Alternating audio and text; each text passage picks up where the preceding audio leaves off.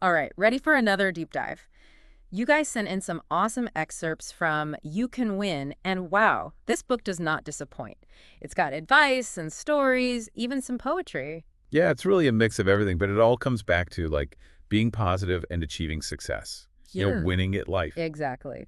And we've been digging into these excerpts, and we're so excited to break it all down for you.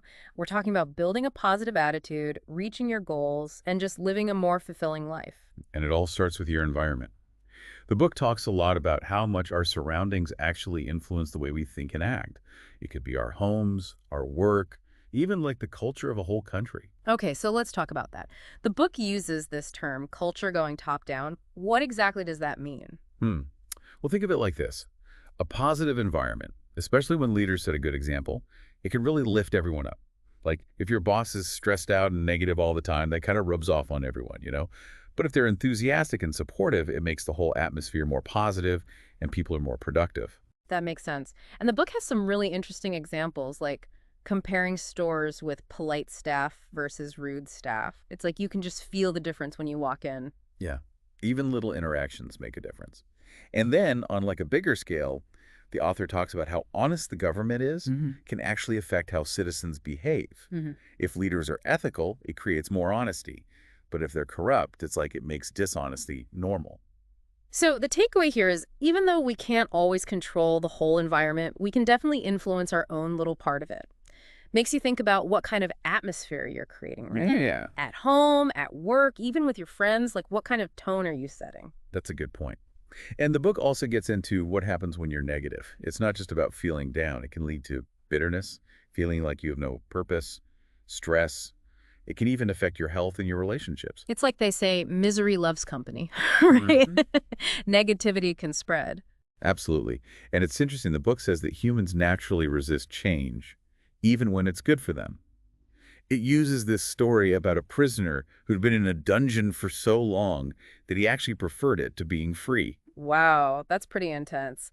But it does make you think, have you ever stayed in a job or a relationship that just wasn't working because it felt comfortable? Sometimes change is scary, even when it's for the best.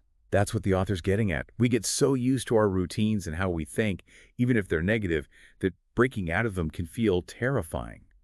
But the book says just recognizing that resistance is the first step to overcoming it.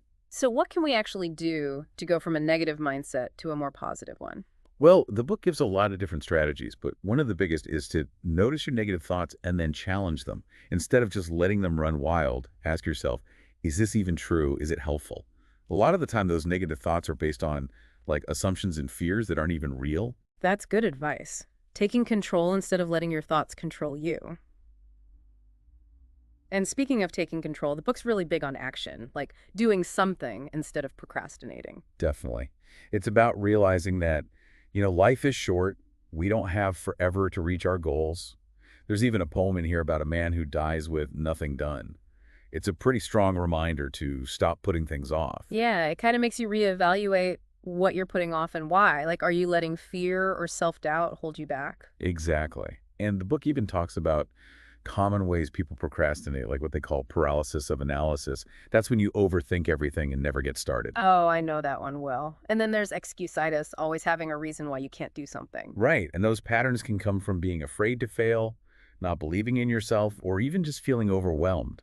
But the key is to recognize those patterns and then find ways to deal with them. Like if you have paralysis of analysis, maybe break down the task into smaller steps. If you're all about the excusitis, set deadlines and make yourself accountable. So it's not enough to just have a positive attitude. It's about turning that attitude into action. The book actually tells this funny story about a hot dog stand owner who thinks a recession is hurting his business, but he's wrong. Yeah, that one's great. It shows how what we think can sometimes cloud our judgment. The guy's son, even though he's younger, sees that the real problem isn't the economy. It's his dad's negativity and that he's not doing anything. So he suggests some simple stuff like cleaning up the stand and being nicer to customers. It reminds you that sometimes you just need to take a step back, look at things objectively, and then take action to make them better. It's kind of like that idea the book keeps coming back to about always learning and improving yourself. Oh yeah, the sharpening the axe metaphor. Yeah. There's this story about a woodcutter who hasn't gotten a raise in forever. while a newer guy gets promoted super fast. And it turns out the new guy keeps taking breaks to sharpen his axe so he works faster, but the experienced guy just keeps hacking away with the dull axe, thinking he knows it all. Exactly. It's a reminder to keep learning and improving, no matter how much you already know.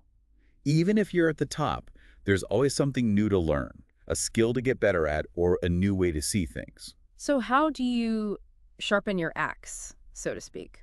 What are some ways you keep learning and growing? Well, I'm a big reader, books, articles, anything that teaches me something new. I also go to workshops and conferences, and I try to learn from every person I meet. Everyone has something to teach if you're willing to listen. That's a great point. Learning isn't just about school or textbooks. It's about being curious, open to new ideas, and looking for opportunities to grow everywhere. Exactly. And building on that idea of always learning, the book has this whole list of qualities that successful people have. Things like desire, commitment, responsibility, hard work, character, positive believing, and giving more than you take. So it's more than just thinking positive thoughts. It's about building good habits and becoming the kind of person who achieves their goals, putting in the work and building a solid foundation. Exactly. And the author uses some pretty interesting stories to illustrate these qualities. Like there's one about Socrates teaching a young man about desire by literally dunking him in water. Wait, what? That sounds kind of rough. Tell me more. So Socrates wanted to show the guy that when you want something as much as you need air to breathe, you'll find a way to get it. By holding him underwater, he showed him how powerful that desire could be. Okay, I get it. It's about having that drive that pushes you beyond your comfort zone. Exactly. And then there's this analogy about sailboats going in different directions, Yeah. even though the wind is the same. Like, you can't always control your circumstances, but you can control how you react to them, your attitude and your approach. That's a good way to think about it. It's about making choices and deciding how you're going to handle whatever challenges life throws at you. Right. And hard work is super important. The book even quotes Henry Ford, who said, "The harder you work, the luckier you get." It also talks about how Lockheed tested the L-1011 TriStar plane. They did over 36,000 simulated flights before it was approved. They didn't just hope for the best, they prepared and put in the work. That's amazing. It goes to show that positive thinking without action is just wishful thinking. You need both the positive mindset and the willingness to put in the effort. But of course, not everyone succeeds. And the book actually talks about the reasons why people fail, too. Oh, absolutely. It points out things like not being willing to take risks, giving up too easily, making excuses, blaming luck, being scared to fail, and just plain lack of discipline. All those things can hold you back, even if you have good intentions. So it's not just about avoiding those pitfalls, but understanding why we fall into them in the first place? Exactly. The book uses this kind of strange analogy of processionary caterpillars that starve to death, even though food is right there. They're active, moving in a circle, but they're not actually going anywhere or getting anything done. Wow, that's a powerful image.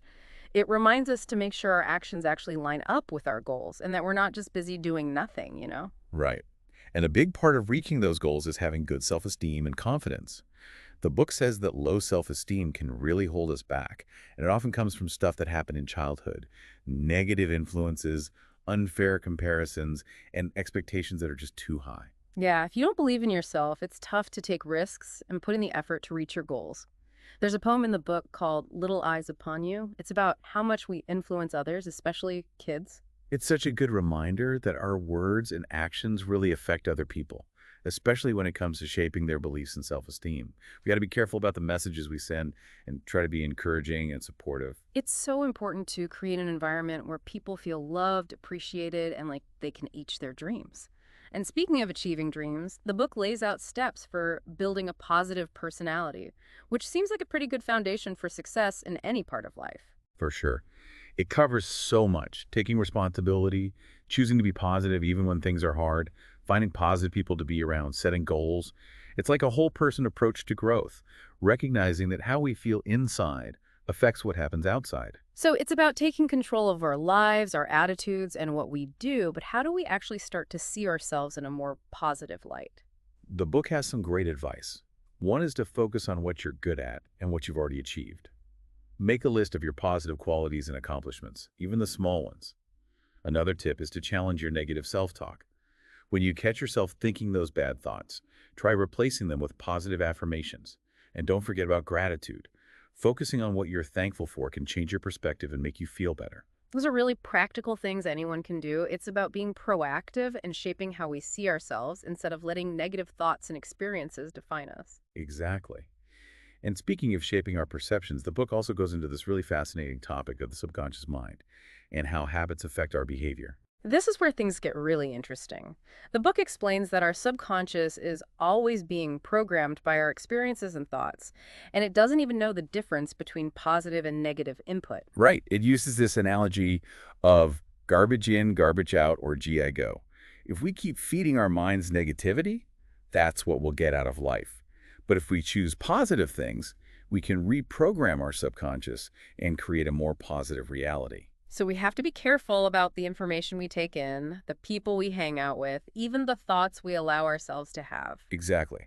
And that leads to one of the most powerful tools we have for shaping our subconscious habits. Habits are like those programs that run in the background, and they can be really powerful for better or worse. How do we break bad habits and make good ones? Well, the book uses learning to ride a bike to explain the 4 steps of making a habit: unconscious incompetence, conscious incompetence, conscious competence, and unconscious competence. I love that analogy. It really shows how we go from not even knowing what we don't know to being able to do something without even thinking about it. Exactly. And to get to that point where a good habit becomes automatic, you need consistency. It's about practice, repetition, and reinforcement. Choosing good thoughts, behaviors, and actions over and over until they become second nature. So it's about setting ourselves up for success, creating a good environment, and being patient, knowing that change doesn't happen overnight, and remembering that we're all always learning and growing. Absolutely. And to build on that foundation of self-awareness and self-discipline, the book talks about some really important qualities and habits that help us build a positive personality and achieve lasting success. It really emphasizes that personal growth is key. It's not just about what we achieve, it's about becoming the best version of ourselves. And it all starts with taking responsibility for our thoughts, feelings, and actions. We can't control everything that happens, but we can control how we react to it. Right. It's about choosing our attitude no matter what, focusing on what we can change, and taking ownership of our lives. The book also talks about learning from our mistakes and makes a distinction between failing and being a failure. It's so important to remember that. Everyone makes mistakes. It's how we learn and grow. It's about having a growth mindset, seeing challenges as opportunities to learn and get better. And that growth mindset goes hand in hand with building a positive self-image, recognizing our strengths, celebrating our wins, and quieting that inner critic that can be so mean. You got it. It's about being kind to ourselves and realizing that we're all on a journey. We're all learning and growing, and it's okay to mess up sometimes. The book also talks about gratitude, being thankful for what we have, noticing the good things, and expressing that gratitude to others. Gratitude is like the opposite of negativity.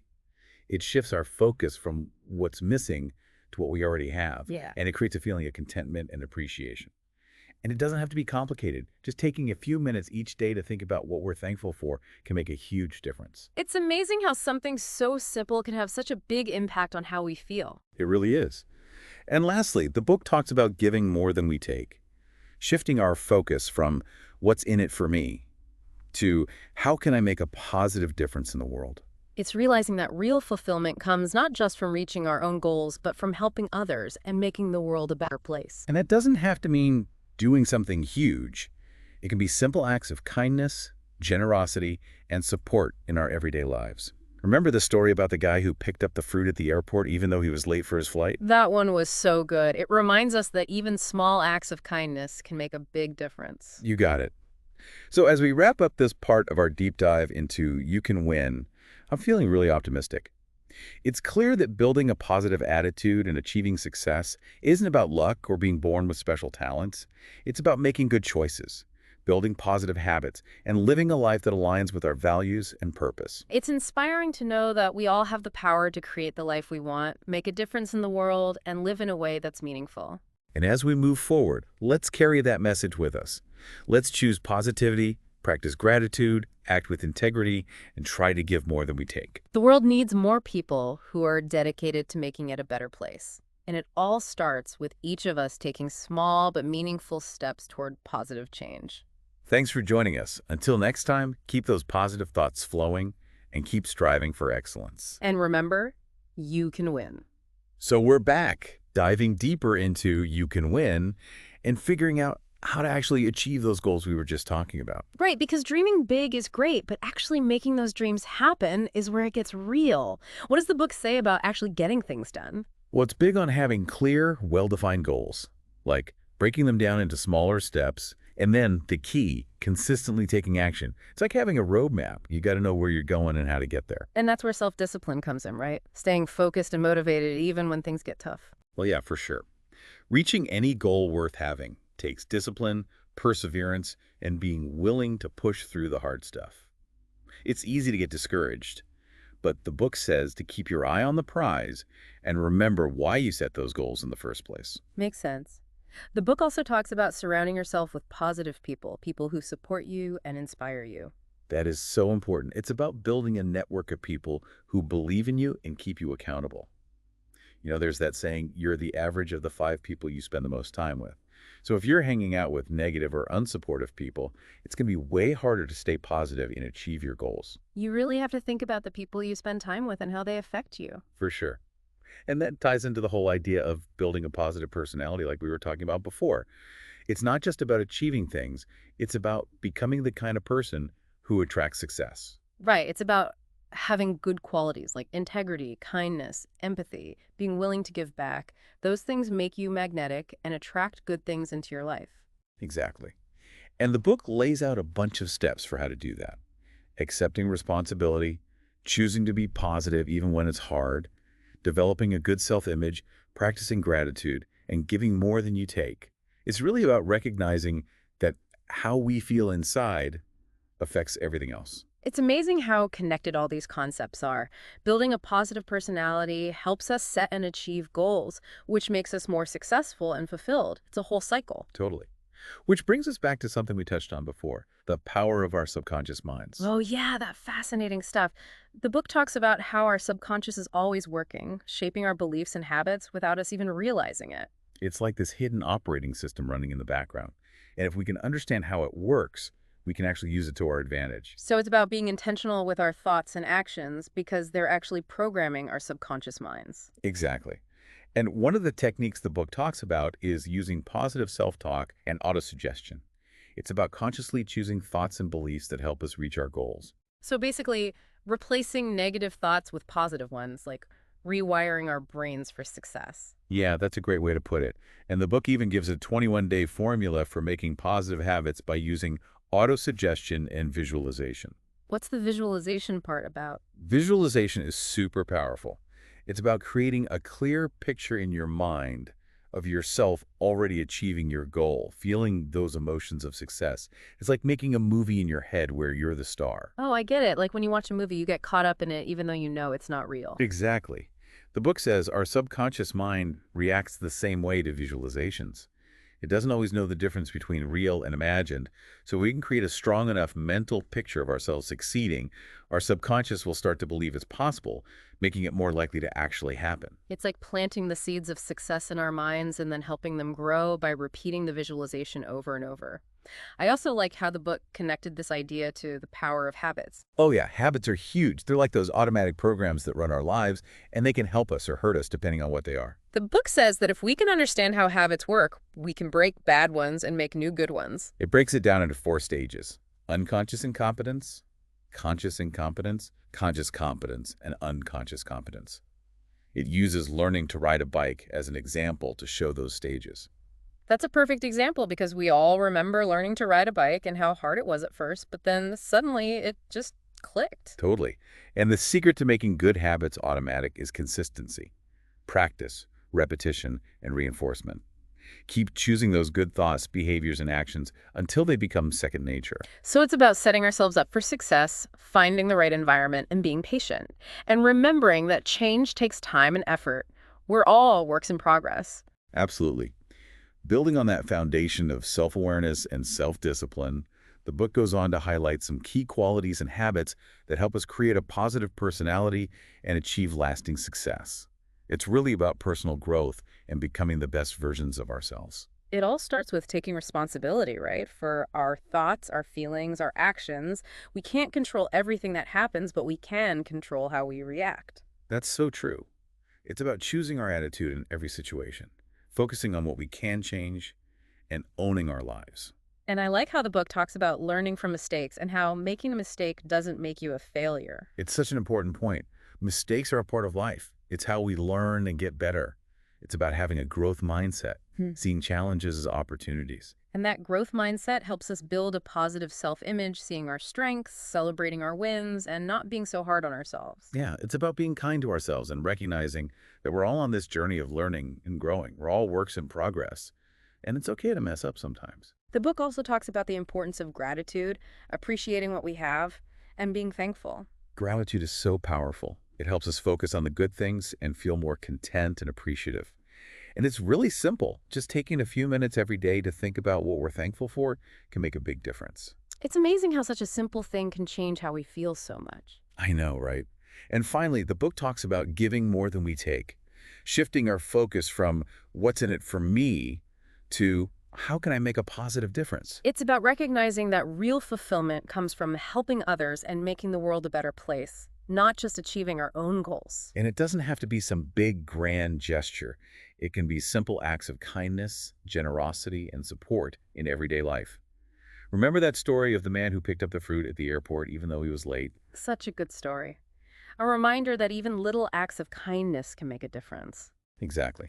So we've covered a lot of ground, and I think the key takeaway here is that building a positive personality and achieving success is about way more than just luck or talent.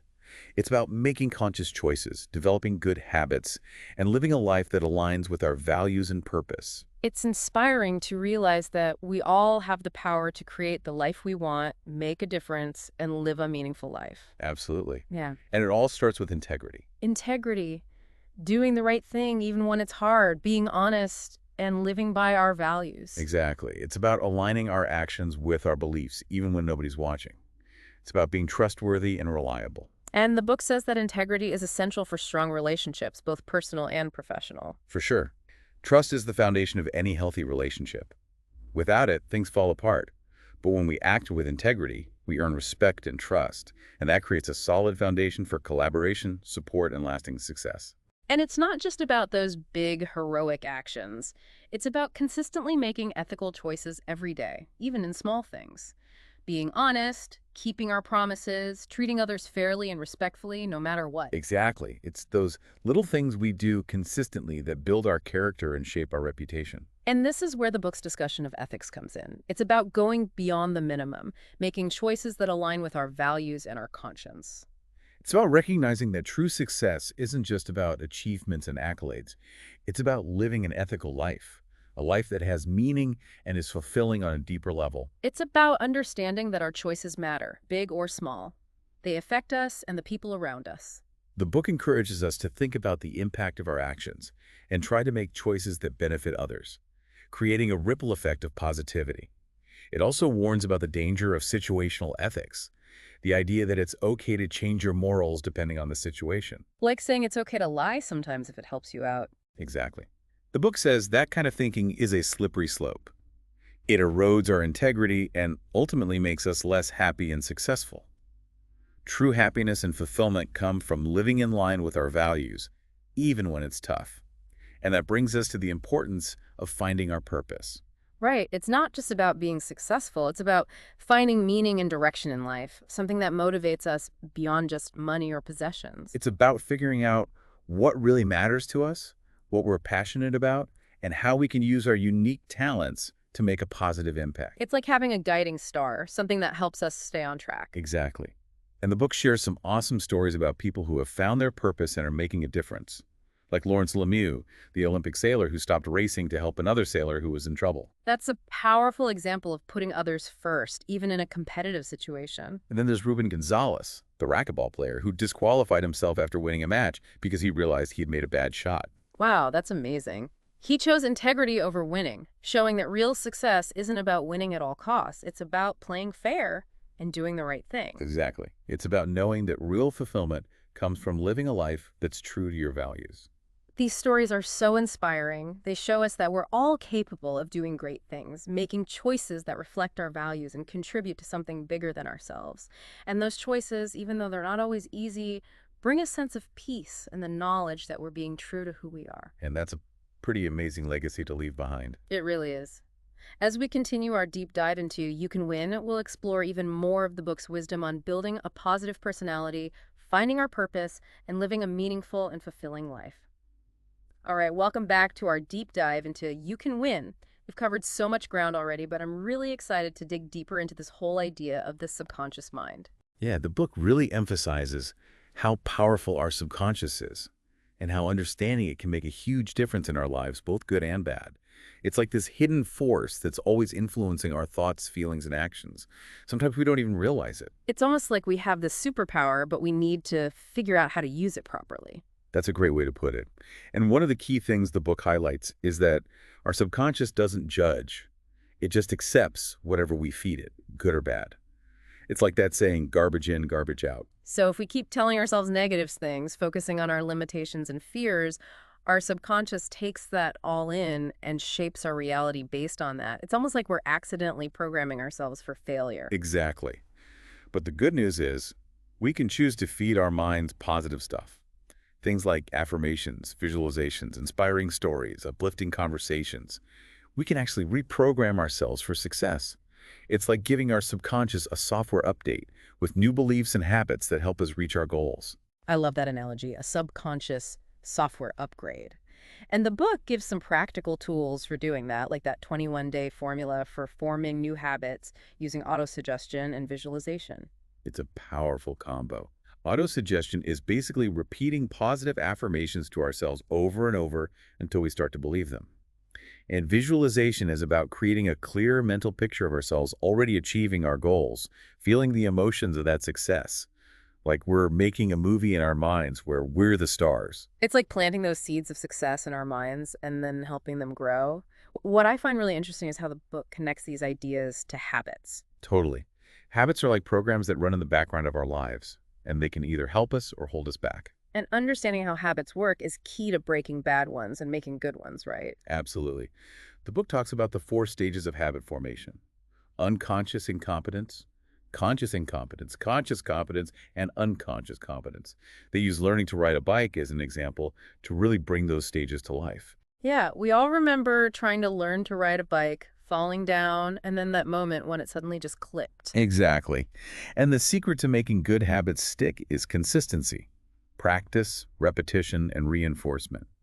We have to keep making those positive choices until they become automatic. It's about creating a supportive environment for ourselves, being patient, and knowing that change takes time and effort, and that we're all constantly learning and growing. You got it.